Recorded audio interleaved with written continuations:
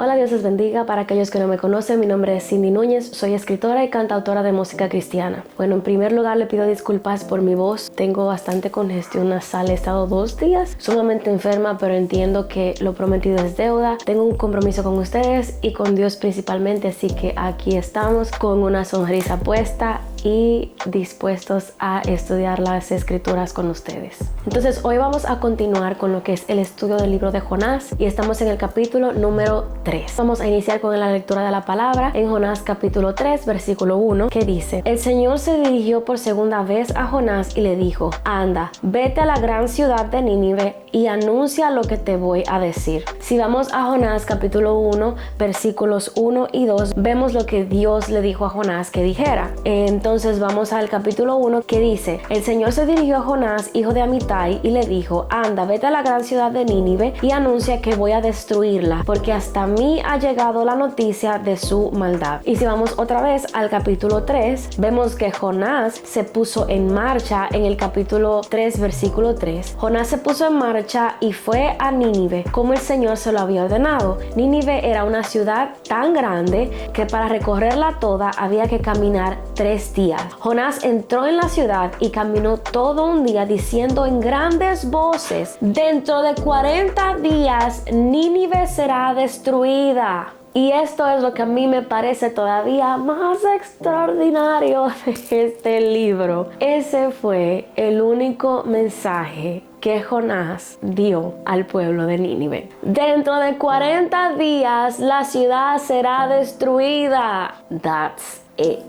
Si vemos entre la historia de la Biblia y todos los pasajes en los que Dios envía juicio a un pueblo o a una nación o a un grupo de personas en particular, el Señor envía advertencia antes de decir que los va a destruir. Esa es una. Y la otra es que si no envía advertencia, dice por qué los va a destruir. Sin embargo, en este pasaje bíblico es el único verso donde un profeta va a anunciar destrucción a un pueblo donde no hay ni una advertencia ni una razón por la cual se está condenando a la destrucción. Lo extraordinario que me encuentro de todo esto, les exhorto que por favor lean el capítulo completo, es que todos en la ciudad de Nínive inmediatamente se postraron, oraron al Señor, pidieron misericordia, se pusieron ropas gruesas. El rey de Nínive incluso comandó a toda la ciudad a que entrara en ayuno y se pusiera ropas gruesas para pedirle al Señor misericordia. Les dijo incluso que se arrepintieran de sus malos caminos y que dejaran de hacer aquello que desagradaba a Dios. Para mí esto es extraordinario porque ellos sabían perfectamente que estaban obrando mal. Incluso puedo decir que hasta podrían sospechar que en algún momento la ira del Señor iba a llegar a su ciudad, porque lo rápido que ellos se arrepintieron, lo rápido que sabían exactamente por qué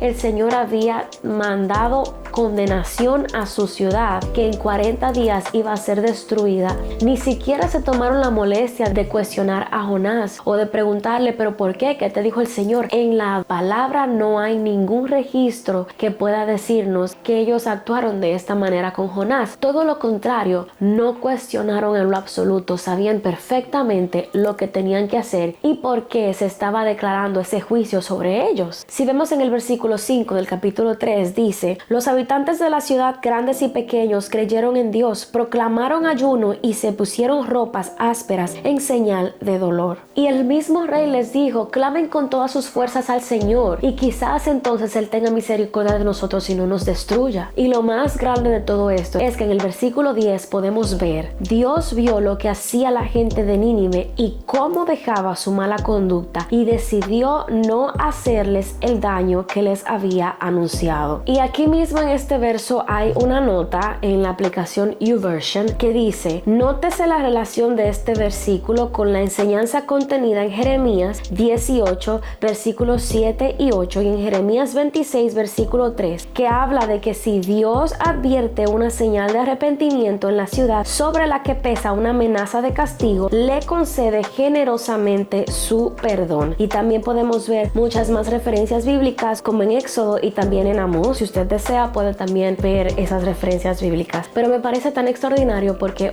el mensaje fue bastante sencillo, ni siquiera fue un mensaje de arrepentimiento, fue un mensaje de juicio, y Jonás no se tomó ni el más mínimo tiempo para dar absolutamente ninguna explicación de por qué había sido este juicio sobre ellos. Jonás echó 3 días, señores, 3 días vociferando a este pueblo: el Señor los va a destruir en 40 días. Eso fue todo. O sea, si era tan sencillo el mensaje, ¿por qué Jonás se tomó tanto la molestia de no hacer la voluntad de Dios, de simplemente negarse? Ok, tiene rencilla, tiene problemas personales con este pueblo de Nínive, no le interesa anunciar ningún mensaje. Esto es algo importante que debemos de entender y ver aquí. En el momento en el que Dios te anuncia juicio, Él te está dando una oportunidad para que te arrepientas. Sin embargo, haría como hizo con el pueblo de Sodoma y Gomorra, que ni siquiera se tomó la mínima molestia de llevar ángeles para que se arrepintieran. Simplemente mandó a su ángel y los destruyó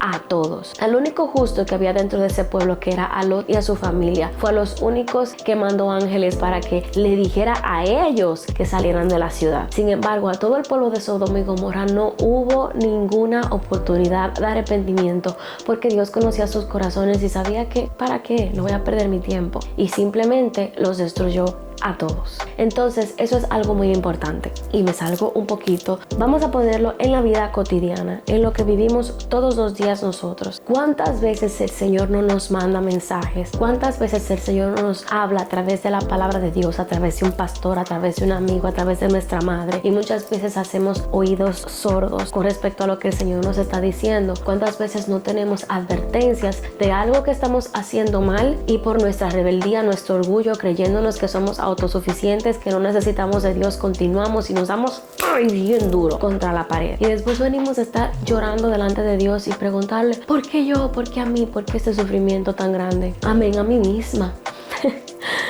Es increíble. Si ustedes vieron el video de la semana pasada que publiqué acerca de la palabra para el 2023, donde hablo de que maldito el hombre que confía en hombre, y de que muchas veces nosotros, los que predicamos la palabra, estamos pasando en ese preciso momento que le estamos predicando la palabra por una situación que tiene mucho que ver con eso que estamos predicando, pero no necesariamente ya la hemos atravesado. Bueno, pues a mí me ha pasado tantas veces esto mismo que les estoy diciendo a ustedes, y es que muchas veces el Señor me advierte, el Señor me dice lo que va a suceder si yo no cambio mi camino, y entonces después de que no le hago caso, de que hago vista sorda porque simplemente no quiero entender o no quiero aceptar que la voluntad de Dios es más sabia que la mía, es mejor para mi vida que la mía, que mis sueños, que lo que sea que yo tenga en la mente, entonces cuando no hago caso porque sigo en mi obstinación con eso que quiero y me va mal, entonces yo vengo con el Señor: ay, ¿por qué? Ay, qué sufrimiento más grande.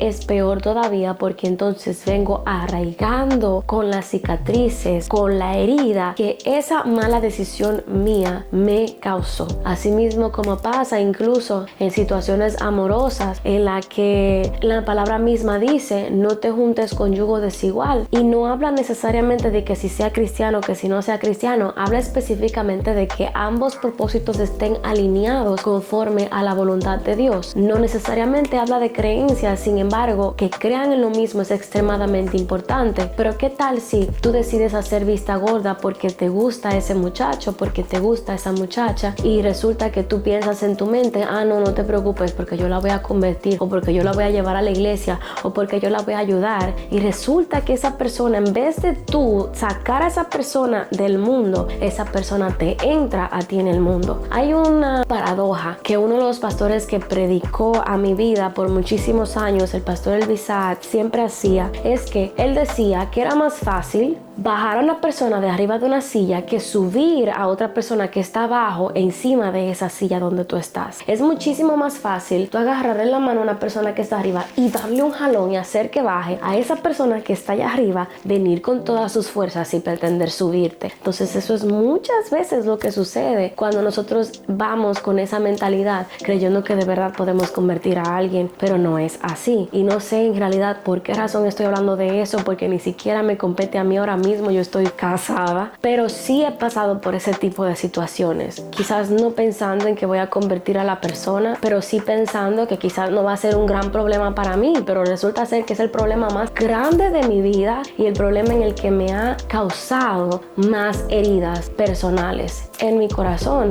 y con el que quizás pueda repercutir peor todavía en mi futuro. Entonces, y sé que estoy ahora mismo hablando muchísimas cosas que quizás no tengan que ver necesariamente con el libro de Jonás, pero de esto es que se trata la palabra de Dios, de que nosotros podamos estudiarla y aplicarla a tiempos actuales, de que nosotros podamos verdaderamente llevar ese aprendizaje que pasó hace cientos o 1000 o 2000 años atrás y poderla traer ahora con la sabiduría que tenemos ahora, porque obviamente los tiempos son diferentes. Entonces, volviendo otra vez al libro de Jonás, vemos aquí en este capítulo varias cosas. Una es que el mensaje no tiene que ser de 3 horas para que sea un mensaje poderoso. 2, el pueblo de Nínive sabía exactamente lo que estaba haciendo mal y por qué el Señor había traído juicio delante de ellos. 3, si ya tú sabes que estás haciendo eso mal, no dures tanto tiempo más para arrepentirte, para que luego entonces la repercusión negativa en tu vida sea muchísimo peor y tengas muchísimo más de que arrepentirte luego. Y 4, ten la confianza de venir a los pies del Señor,